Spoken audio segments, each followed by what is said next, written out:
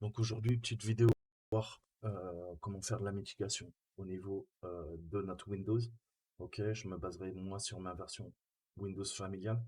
Maintenant qu'elle est à jour, j'ai mis à jour mon antivirus. En théorie, on devrait faire ça à chaque installation de Windows. Alors c'est très contraignant, encore une fois, si vous êtes néophyte, bah, laissez tomber. Si vous êtes à l'aise avec Windows, si vous êtes à l'aise avec votre antivirus, vous le maîtrisez parfaitement, notamment au niveau des contrôles des programmes, on va créer des règles personnalisées au niveau du pare-feu logiciel. Ok. Donc, déjà, on va voir le principe d'attaque Living Off the Land, je vous en ai parlé. Il y a deux types d'attaques. Il y a Bring Your Own Tool ou il y a le Living Off attaque. Le Living Off, c'est quoi? Bah, le principe, c'est d'attaquer la machine avec tous les outils qui sont à disposition sur la machine. OK?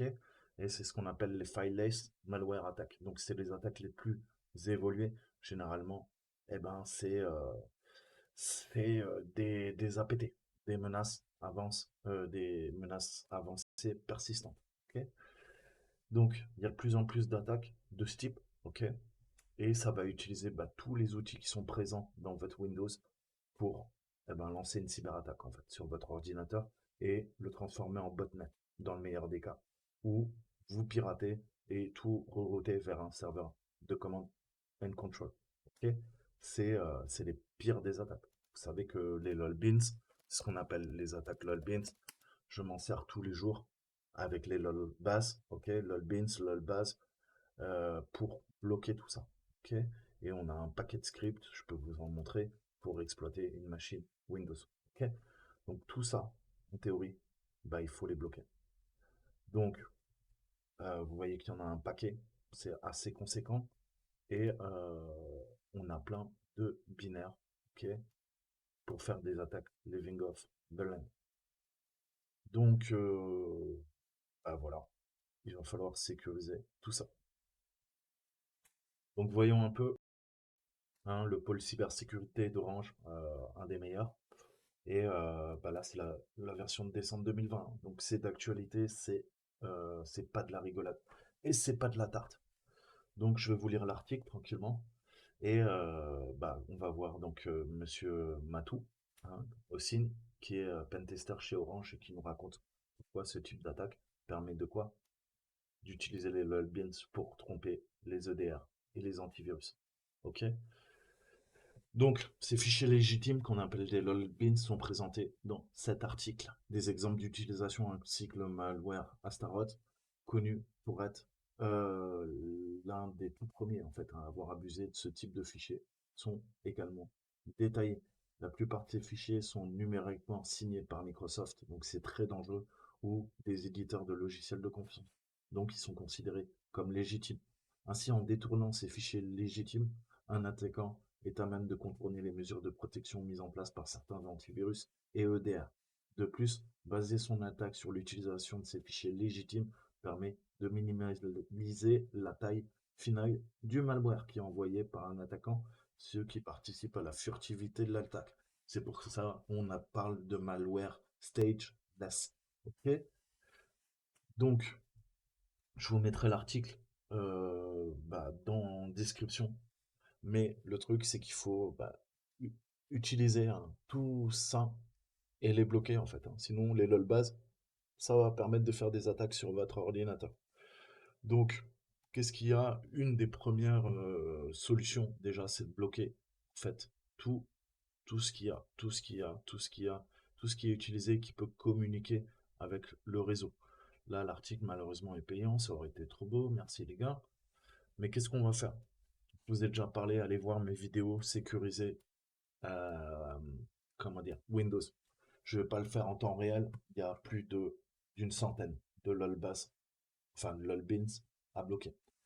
Si vous utilisez Windows Defender et le pare-feu Windows, et ben dans ce cas-là, vous allez directement dans le programme que j'utilise, que je vous ai déjà de nombreuses fois détaillé, Hard Configurator. Je vous ai dit quoi? On va aller dans Firewall Hardening. Ok, on va durcir le pare-feu. Et là, qu'est-ce qu'il faut faire? Bah, automatiquement, vous ajoutez lolbeans et recommend HC. Ok. Si vous avez Office et Acrobat Reader, cliquez sur Add et Add aussi également. Donc là, j'ai déjà ajouté les règles, y a pas de problème. Je vais ajouter là, elles sont déjà ajoutées, et ça vous donne cette liste. Alors, si vous n'êtes pas chanceux et que malheureusement vous n'utilisez pas le pare-feu Windows, moi j'utilise le pare-feu de mon antivirus Norton. Ok, qu'est-ce qu'il va falloir faire? Eh ben, ça va être extrêmement fastidieux puisque moi en plus, mon fabricant d'antivirus a eu l'idée ingénieuse de ne pas pouvoir exporter une liste, donc il faut le faire à la main. Je vais vous montrer un exemple. Syswo, ok, et on va prendre le WSMPRO post.exe. Qu'est-ce que je fais? J'ajoute, je vais devoir aller dans quoi? Dans Windows, ok, le rechercher. Donc vous voyez qu'il y en a une centaine à faire à la main. Malheureusement, c'est le seul moyen de sécuriser un tant soit peu la machine. Qu'est-ce que je vais lui dire? Bah maintenant tu vas aller dans Syswo.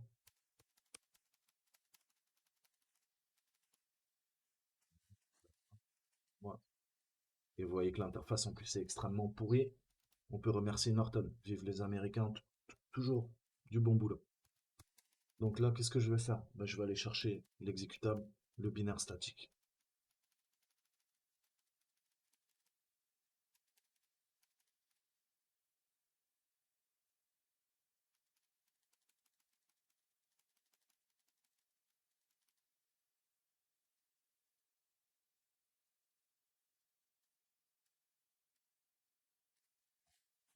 En Win, WS, s'il te plaît. Ah, WS, s'il te plaît. Donc c'est WSMP. Donc vous voyez comment c'est extrêmement euh, contraignant. SMP Provost.exe. Ça y est, je l'ai trouvé. Qu'est-ce que je fais? Je l'ajoute. Qu'est-ce qu'il me dit? Il est trop con, Norton sécurise pas ses clients, je tiens à le dire, honnêtement. Moi, j'en ai pas besoin, je le bloque. Hein. Par défaut, le pare-feu, ce couillon de pare-feu, eh ben, autorise toutes les attaques via les load bits, ok? Donc, vous voyez que même les fabricants, merci Norton, eh ben, font pas leur taf, ok? On l'ouvre en entreprise si on a besoin, mais on bloque tous les ports par défaut, ok? Moi, là, je le bloque. Donc voilà, il vient de s'ajouter à ma custom rules, où j'autorise ou je bloque, mais je fais pas confiance à mon antivirus. Jamais faire confiance à son antivirus. Ok? Faites-le à la main, un par un. Il va falloir mettre à jour tous ces fichiers. Je vous conseille vraiment. Sinon, bah, votre machine, voilà, ça sera une passoire. Donc je m'arrête là. Je vais pas les faire un par un avec vous. Voilà, c'était un truc à faire si vous êtes paranoïaque comme moi. Si vous vous en foutez de vous faire pouner et vous réinstallez votre Windows tous les 6 mois, libre à vous. C'est vous qui décidez ce que vous faites avec votre machine. Mais voilà, c'était petite vidéo. Faites, bloquez-moi toute cette merde. Donc, troisième partie pour les fainéants. Si vous voulez pas bidouiller votre pare-feu, on va venir récupérer deux outils qui sont censés faire le taf. Mais je vous ai dit, en cybersécurité, on fait de la protection par couche, par redondance. Ok? Mais on va quand même récupérer Harden Tools. Ok, donc il est là. Qu'est-ce qu'on va faire? Vous avez l'adresse qui est là. Ok, vous allez sur le GitHub. On va récupérer la dernière version. Ok, je vais le prendre et je l'exécute. Alors, comment je j'autorise le programme, on va bloquer les SRP, les débloquer, pardon, qu'ils puissent s'exécuter tranquille. Alors, on va le lancer en admin, c'est le but. Donc, il va scanner. Qu'est-ce qu'on lui demande? De bloquer tout ça. Encore une fois, pour endiguer les lol beans. Certaines options, comme vous le voyez, moi j'ai la chance d'être dans une version familiale, donc bah, il y a plein de trucs que je ne peux pas utiliser, notamment le Protected View, mais je n'utilise pas Acrobat Reader parce que je connais les failles intrinsèques et la SA. Bref, passons, c'est pas grave, qu'est-ce que je vais faire? Alors, si vous l'avez pas fait, ça sera Harden. ok? Et moi, comme je l'ai déjà fait, je vous remontrer, je fais harden again. Je le fais à chaque fois que je fais une mise à jour majeure de Windows. Parce que on peut remercier encore une fois Microsoft. Des fois, Microsoft réinitialise lors de mise à jour tous ces réglages. Ok? Donc il faut le refaire. Là, je passais en 21 H21. Je mets un jour. Ok? Là, on voit que je bloque malheureusement le PowerShell. Donc là, ça sera partiel. Mais bon, je sais que je l'ai déjà fait. Vous inquiétez pas. Vous, en théorie, vous n'aurez pas d'erreur. Ok? Parce que moi, je bloque le PowerShell puisque je passe mon temps à attaquer des machines avec du PowerShell. Donc, ok, parfait. Qu'est-ce qu'il nous a dit? Success, success, success. Harden, harden, harden. Not harden. Le CMD. Mais c'est pas grave puisque j'utilise notre ami euh, en complément, Hard Configurator, et certains trucs qui sont bloqués le sont. Ok. Imaginons que le pirate a un shell sur ma machine, il veut lancer CMD, il veut quoi? Le lancer en admin ou l'ouvrir. Voilà. De toute façon, il est bloqué. Ok. Donc, j'utilise AppLocker pour tout ça, plus des SRP custom. Mais bon, ça, je vous l'ai déjà expliqué. Je vous ai fait des vidéos sur le sujet. Allez voir comment sécuriser un Windows client. Je parle pas en entreprise, puisqu'en entreprise, on a des besoins différents. On a besoin que les machines communiquent. Ok? Moi, je parle d'un PC à la maison. Ok? Donc ça, c'est fait. C'est plutôt pas mal. On va maintenant prendre un autre qui s'appelle Sysarner. Et comme je vous ai dit, on va utiliser plusieurs programmes. Sysarner, on va aller sur le site. Donc, 1.5, ok, je le télécharge,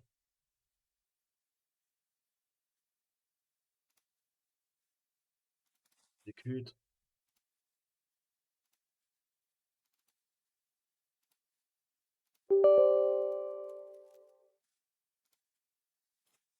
accept,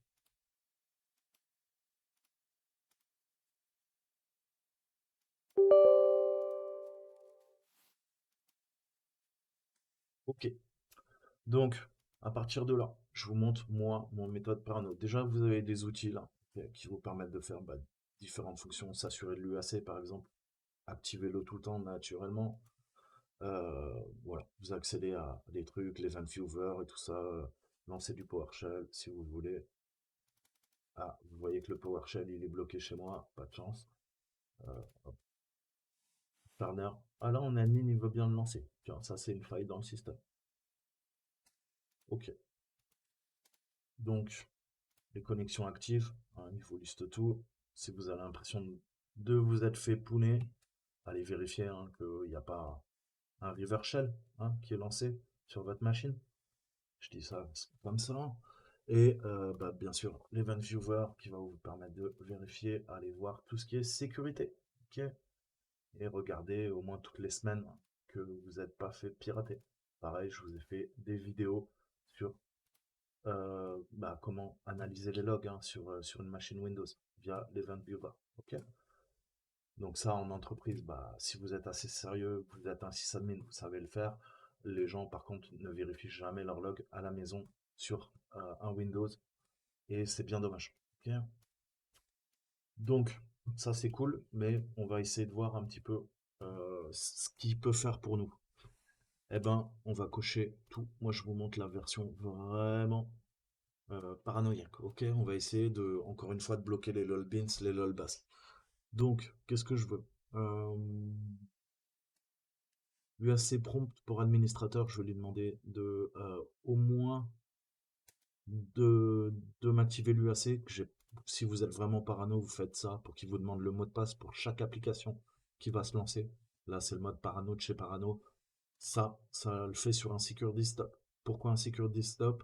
Parce que euh, le hacker peut simuler en fait, hein, un clic sans votre autorisation dans l'UAC classique. Là, au moins, ça tourne dans une VM, si vous voulez, dans un sandbox, et le hacker peut pas cliquer à votre place sur votre clavier physique. Il peut pas émuler cette action. Donc ça sécurise un tant soit peu. Après, on va changer ça. Qu'est-ce qu'on veut? Moi, je désactive. Aucune élévation de privilège pour un utilisateur standard. C'est aussi simple que ça. Sachant que je suis admin sur ma machine et je devrais pas. Ensuite, je vais cocher tout ça. On va afficher bien sûr les fichiers cachés système. Je vais désactiver tout ça. OK. Désactiver naturellement les connexions distantes. Désactiver le SMB puisque je passe mon temps à pirater via le SMB. Désactiver le NetBIOS puisque je passe mon temps à pirater les machines via le NetBIOS. OK. L'OLEDICOM, pareil pour mes applications, moi je le désactive. À vous de voir. Le sidebar et desktop gadget parce que c'est bourré de failles et bien sûr je veux pas un subsystème for Linux puisque c'est une faille dans le système.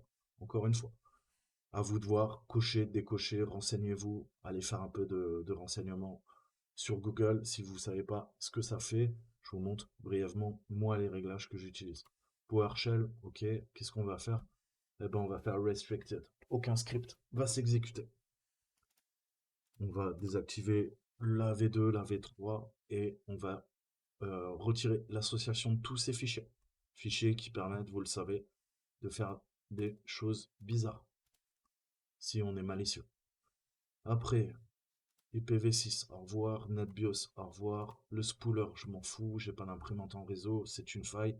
Je vais désactiver tout ce que m'a réactivé, notamment la télémétrie. Chaque mise à jour, Windows vous réactive tout ça. J'ai pas de home group, j'ai pas de machine partagée. Je bloque tout. Le superfetch, j'en veux pas. J'ai un SSD.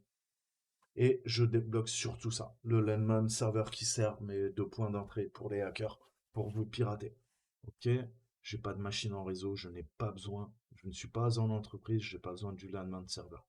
Ensuite, vulnérabilité, les tweaks. Bah ouais, on va désactiver tout ce qui est JavaScript, tout ce qui est attaque par PDF, par macro. Ok, je vous conseille de tout cocher.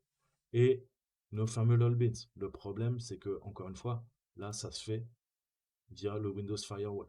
Donc, si vous l'utilisez, tant mieux, ça va faire le taf pour vous. Sinon, reportez-vous à la vidéo au milieu, ce que je vous disais. C'est-à-dire que tout ça, je vous conseille, en plus de ce que je vous ai montré, de tout bloquer. Bloquez-moi tout ça, ok, à moins que vous en ayez besoin, encore une fois.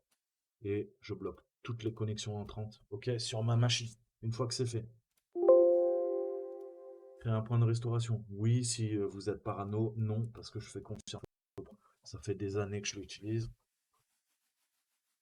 Voilà. Après ça, il va vous demander de redémarrer. Bah, faites-le. Et voilà. Ça sera ce qu'on appelle du hardening pour votre petite machine. Ah, j'ai oublié WScript. Bloquez-le absolument. Bloquez-le absolument. Donc voilà. Pensez à ajouter toutes les règles dans votre pare-feu, ok, de votre antivirus et bloquez-moi tout ce qui est présent là, ok. Je ne m'en sers pas du tout, ok. Si vous avez besoin du service, vous ouvrez la connexion, mais vous ne laissez jamais par défaut le réglage, ok, soit de Windows, soit le réglage de votre pare-feu. Sinon, voilà, on va vous pirater en deux, ok. À vous de voir.